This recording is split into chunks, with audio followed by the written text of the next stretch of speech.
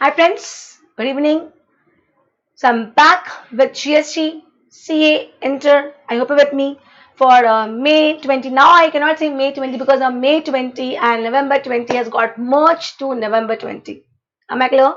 I hope you're with me. So yes, ICI has taken the call to postpone the May attempt, which was postponed till July, and now further they have merged it for November attempt. Fair enough, seeing the scenario. But yes, we will not stop studying. हमारा keep your spirit high, be positive, just do your work, just keep on studying. Just don't feel कि यार बहुत time है, नहीं, time भले बहुत है, but you should always keep on putting efforts. Consistency is really very important in life to reach somewhere. Am I clear? तो please continue your studies. Don't think जुलाई में था अब नवंबर में हो गया है. I have enough time. जुलाई, अगस्त, सितंबर, अक्टूबर, I have 4 months. Don't just waste your time. Yes, this is my say that if assume that you've opted for group 1 for May attempt, and now you have both the options open. So if you feel that you're ready with group 1, you should opt for group 2 and write both the groups in November. Then you got an opportunity, so do it यार. Put efforts. थोड़ा सा आ जाओ, एकदम effort mode में आ जाओ यार. ठीक है, चलो आगे बढ़ते हैं. Okay, let's discuss the homework of payment of tax, interest and other amounts. I hope with me. हमने यहाँ पे 2 सेक्शन पढ़े थे. सेक्शन 49 पढ़ा था एंड सेक्शन 50 पढ़ा था. 49 एंड 50. 49 किसकी बात करता है कि cash ledger and credit ledger में पैसा आएगा कैसे एंड पैसा यूटिलाइज कैसे होगा. वन थिंग, लाइबिलिटी लेजर का पेमेंट कैसे करेंगे, उसका हायरार्की क्या रहेगा. एंड सेक्शन 50 हमने पढ़ा था इंटरेस्ट. बिलेटेड इंटरेस्ट के केस में 18% पर एनम के केस इंटरेस्ट रेट लगेगा. एंड अगर आपने एक्सेस क्रेडिट अवेल कर लिया है या अगर आपने आपकी लाइबिलिटी कम दिखाई है, इन दैट केस 24% पर एनम आप पे इंटरेस्ट रेट लगेगा. Am I clear? तो read this question. Question number 1. ABC Limited file the return for GST under section 39. Return का सेक्शन इज 39. जब हम रिटर्न चैप्टर पढ़ेंगे will see there for the month of November on 20th December. ठीक है, मैंने आपको already बोल के रखा है कि नवंबर जो मंथ की रिटर्न की बात आती है वो मंथ के रिटर्न को हम नेक्स्ट मंथ के बाय 20th सबमिट करते हैं. तो अगर अक्टूबर मंथ का रिटर्न है तो by 20th of November, November month का रिटर्न तो बाय 20th ऑफ दिसंबर. हमें क्लियर? तो November month by 20th of December. showing self assessed tax of rupees 2,50,000 which is not paid. Boss 2,50,000 खुद assess बोल रहा है, सेल्फ असेस, जो उसे पे नहीं किया. Explain what the implications of for ABC limited as पर रिलेवेंट प्रोविजन. सिंपल, अगर आपने सेल्फ असेस टैक्स पे नहीं किया है तो वो आपका वैलिड रिटर्न माना नहीं जाएगा. दैट मीन्स ये माना जाएगा कि आपने रिटर्न नहीं भरा है, आपने रिटर्न नहीं भरा है. इस केस में जो भी रिटर्न नहीं भरने के जो भी कॉन्सिक्वेंसेस होते हैं, जो भी पेनल्टीज होते हैं, वो एप्लीकेबल हो जाएगी. एंड सेकेंडली, जो रेसिपेंट है उसको 2,50,000 का आईटीसी नहीं मिलेगा, क्योंकि इनपुट टैक्स क्रेडिट का जब हम चैप्टर पढ़ेंगे तो आईटीसी वाला चैप्टर बोलता है कि जब तक सप्लायर टैक्स नहीं भरेगा तब तक रेसिपेंट को आईटीसी अवेल नहीं कर सकता. Am I clear? Am I clear? Can I go ahead? Okay, इस question number 1 clear. Question number 2. Mrs. D Enterprises has made a cash deposit of 10,000 with minor head tax and major head SGST. SGST के tax में 10,000 रुपए हैं. It has a liability of 2,000 for minor head interest under the major head SGST. Same major head के दूसरे minor head में उसे 2,000 भरना है. सेम मेजर हेड के दूसरे माइनर हेड में उसे 2,000 भरना है. क्वेश्चन ये आता है, can he utilize 10,000 to make the payment of 2,000? No. बस मेजर हेड और माइनर हेड सेम होना चाहिए. आप सेम मेजर हेड में विद इन माइनर हेड भी आप चेंजेस नहीं कर सकते हो. Am I clear? क्या लिखा है? The amount in the electronic cash ledger in any minor head of a major head cannot be utilized for any other minor of the same major head. Am I very clear? आप with in major भी changes नहीं कर सकते और दो major में तो बात आती नहीं है. क्लियर? थर्ड क्वेश्चन, मेरे हिसाब से थर्ड क्वेश्चन एमसीक्यू में आने के चांसेस है. कहां आने के चांसेस है? मल्टीपल चॉइस क्वेश्चंस में. Messrs. SS Limited reduce the amount of rupees 1,50,000 from the output tax liability in contravention of the provision of section 42. मतलब उन्होंने लायबिलिटी अपनी 1.5 लाख से कम कर दी for the month of April 2019। कौन से महीने का? April 2019, which is ineligible credit. Am I clear? A show cause notice was issued by the tax department to pay tax along with interest. Mrs. SS Limited pay the tax and interest on 31st of July. Calculate interest. समझो क्या लिखा है? He has reduced the amount of 150. Okay. He has reduced the amount of 150 from output tax liability in contravention of provision section 42 for the month of April, which is ineligible credit. मतलब ineligible credit लिया, ITC wrongly लिया, और wrong ITC जो eligible नहीं था, हम पढ़ेंगे आगे जाके, हमारा चैप्टर ही है कि बॉस ये क्रेडिट इनएलिजिबल है। हमारे पास एक सेक्शन 17 है, सब सेक्शन 5 है, सेक्शन 17 है, सब सेक्शन 5 है, जो ब्लॉक क्रेडिट की बात करता है। किसकी बात करता है?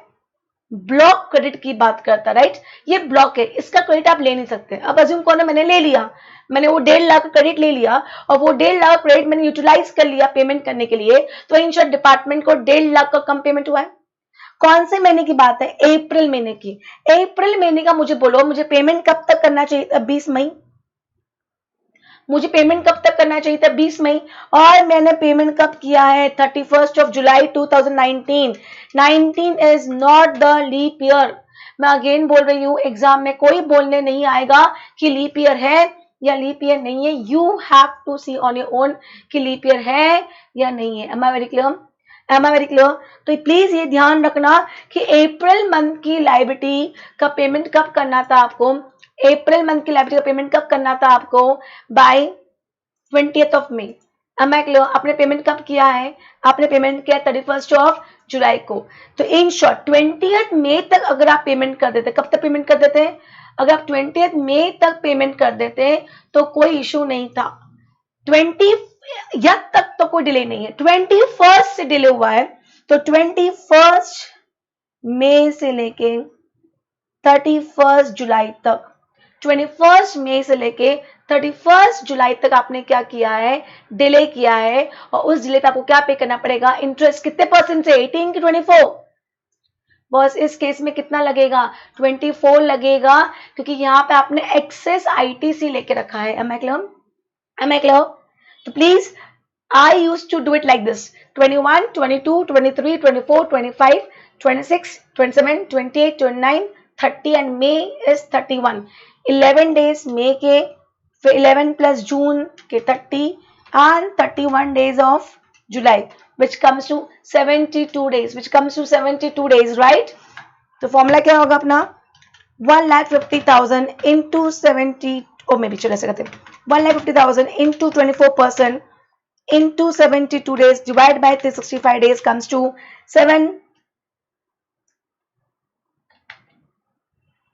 1,50,000।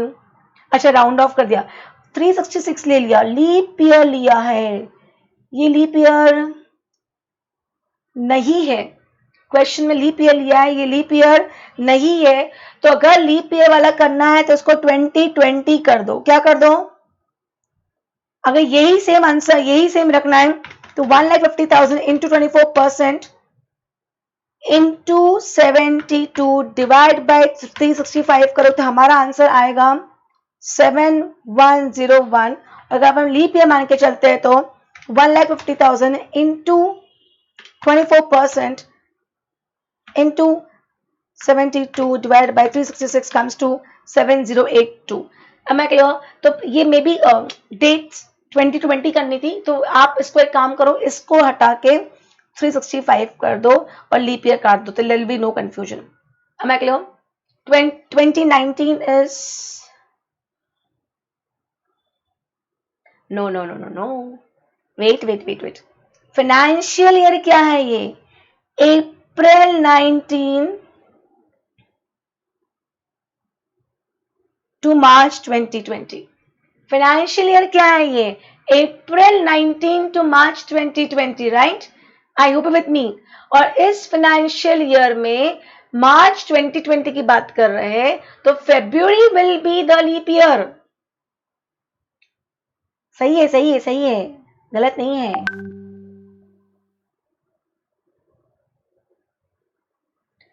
समझा? यहाँ गलती क्या हो गया, क्या गलती हो रही थी? कौन सा फाइनेंशियल ईयर है ये?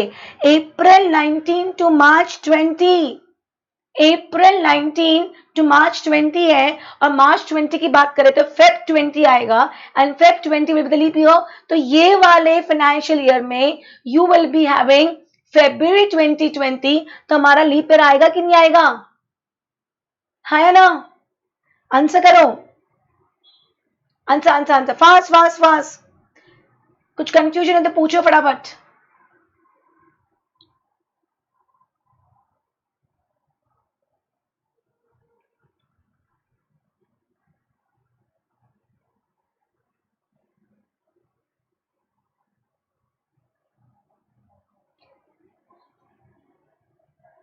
कैलेंडर ईयर नहीं देखेंगे हम लोग, कैलेंडर ईयर नहीं देखेंगे हम लोग, फाइनेंशियल ईयर देखेंगे। We won't be looking calendar year, we will be looking financial year.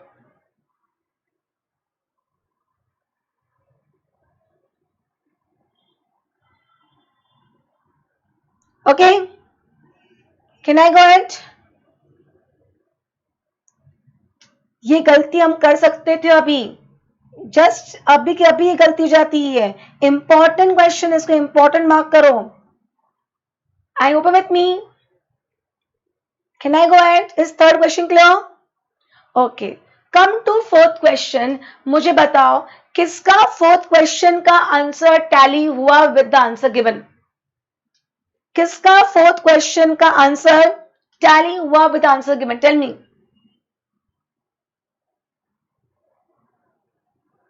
और only one person, others?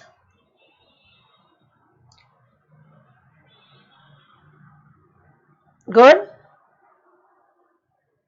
Rest. क्या बात है यार, ऑल करेक्ट यार, गुड यार, अच्छा लगता है, कॉन्फिडेंस बढ़ता है यार अपना। चलो ठीक है।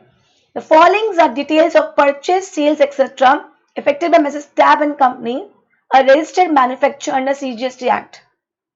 He purchased raw material A from a local dealer for rupees 86,100 rupees inclusive of GST at the rate of 5%. तो ये purchase है, तो यहाँ पे this is 105%, ठीक है।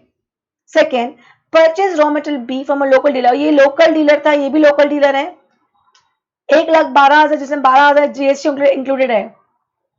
Purchase capital goods, machineries, capital goods क्या होता है? मशीनरीज होती है।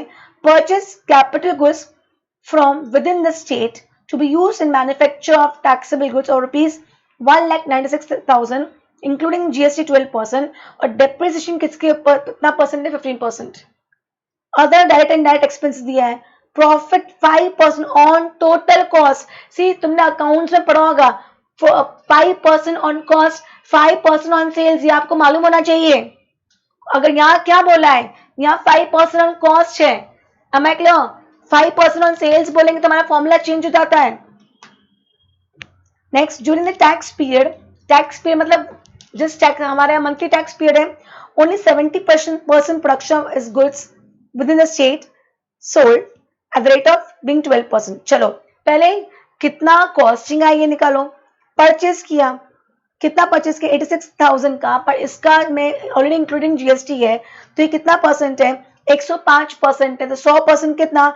82,000, मतलब उसकी कॉस्टिंग 82,000 है। Same goes with raw material 3, raw material B 1 lakh. Depreciation, please थोड़ा नॉलेज दे रही हूं, हमारे चैप्टर में आगे जाके आएगा। सी अगर आपने क्या किया, अगर आपने कितने की मशीनरी खरीदी है?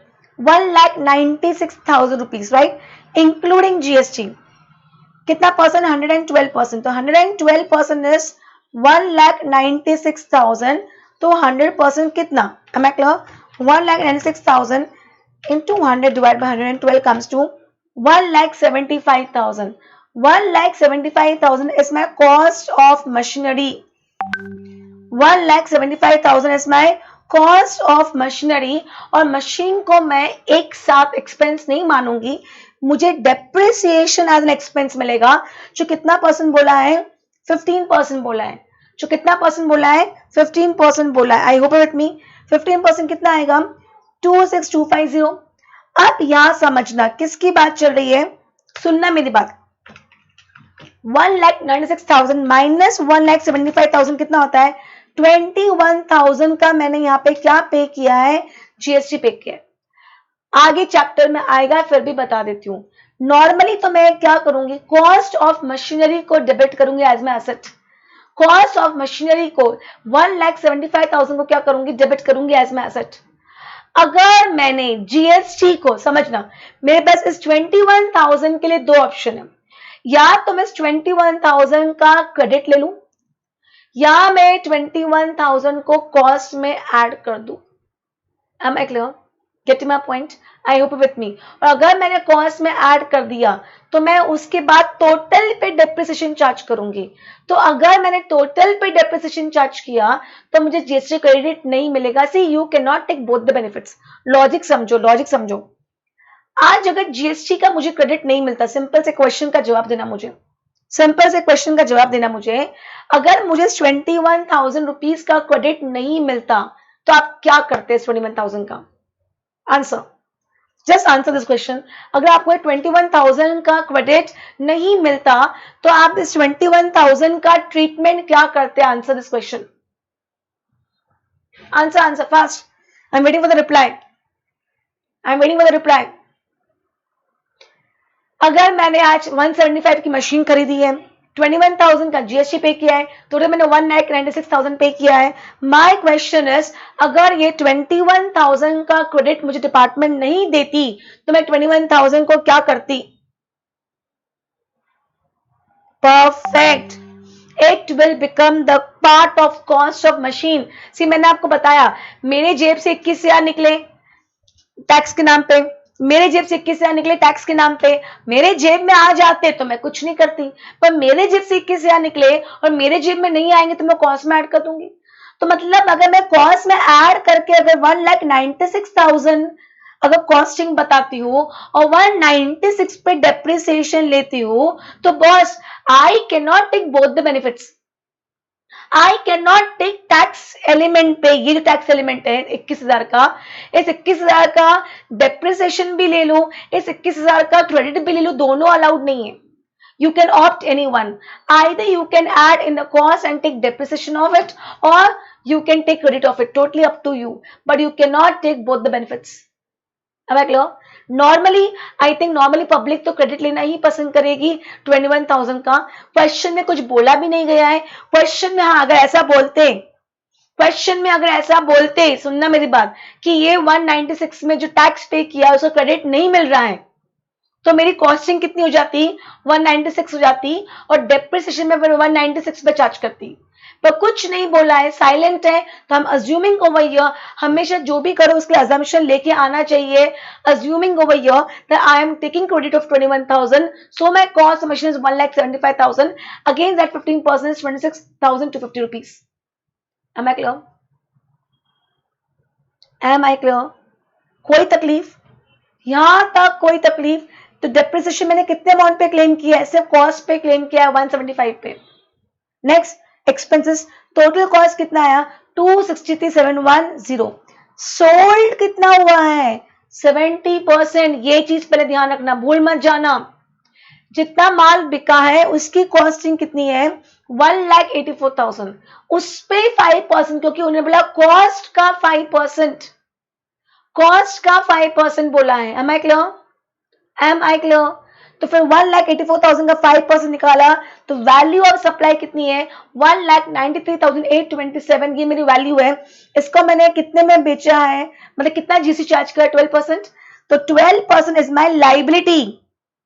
193,827 का 6% कितना होता है? 11,630। ये मुझे पे करना है, ये मेरी लाइबिलिटी है, ये आउटपुट टैक्स लाइबिलिटी है।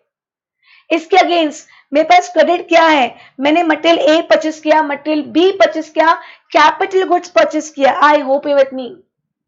Am I clear? यहाँ पे 82,000 के अगेंस्ट मेरा 86,100, वेट हम 86,100 माइनस 82,000 कितना आया? 4,100। ओके, आगे और ध्यान देना, सब विद इन स्टेट है, सब विद इन स्टेट है। Local dealer with in state मतलब जो भी लग रहा है वो सीएनएस लग रहा है। आपको ये चेक करना पड़ेगा कि आपको क्रेडिट सी का मिल रहा है।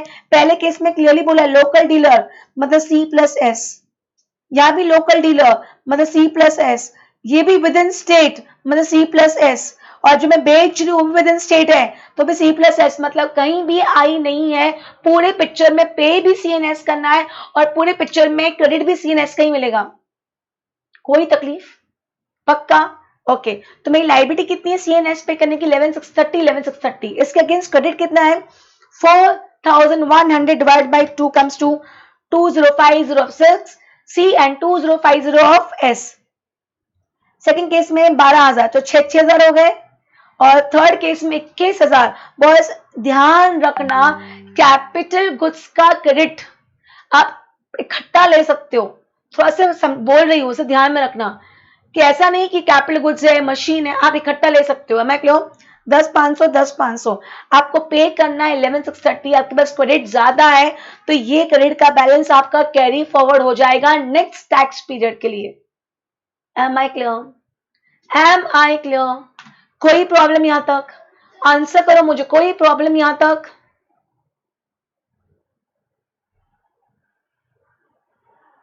Tell me any problem till here?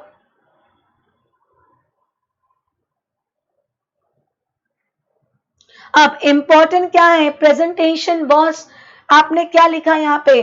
Computation of value of taxable supply. Getting my point? जहां जहां वर्किंग नोट डालना है वर्किंग नोट डालो। लिखा वर्किंग नोट कि भैया क्रेडिट विल बी अवेलेबल, इसलिए कॉस्ट में ऐड नहीं किया। आपको आप जो कर रहे हो आप वो सब लिखो। अज्यूमिंग पेपर चेकर को कुछ भी नहीं आता है। आप जैसे टीचर आपको समझाता है ना एक एक पॉइंट, आप वैसे एक एक पॉइंट पेपर में लिखो। Assuming paper checker is not aware of anything. Am I clear? Am I clear? कोई प्रॉब्लम यहां तक? पक्का? फिर आगे देखो, हमने ये तो लिया how to compute CGST as a payable after utilising the available ITC. Please presentations में ध्यान रखना, प्रेजेंटेशन में गलती मत करना। Am I very clear? Am I very clear? Is this chapter clear? That means we are done with this chapter. Payment of tax, interest and other amounts. Section 49 की बात की है, 50 की बात की है, कैश लेजर की बात की है, क्रेडिट लेजर की बात की है, लाइबिलिटी लेजर की बात की है, इंटरेस्ट का 18% एंड 24% की बात की है। Am I clear? और प्लीज यहाँ ये वाले क्वेश्चन ध्यान रखना, एकदम क्लिक मुझे भी नहीं हुआ, एकदम 19 देखा बट 19 नहीं ना, मेरा फाइनेंशियल ईयर तो क्या है अप्रैल 19 टू मार्च 20। तो जब भी इंटरेस्ट एक थंब रूल बना लो, जब भी इंटरेस्ट कैलकुलेट करने जाओगे ना, इंटरेस्ट के लिए जो टाइम निकालने जाओगे वो फाइनेंशियल ईयर हमेशा लिख लेना। जैसे ऊपर लिख लेना मैंने यहाँ पे अप्रैल 19 टू मार्च 20, वो फाइनेंशियल ईयर लिख लेना। उससे आपको दिमाग में आ जाएगा अच्छा मार्च 20 मतलब मार्च 20 मतलब लीप ईयर। समझा? समझा? सी कुछ कुछ गलतियां है ना एकदम क्वेश्चन करते हुए समझ में आती है। Clear? Is this chapter clear? Very clear? Answer fast. Okay चलो ठीक है, thank you, bye bye, take care.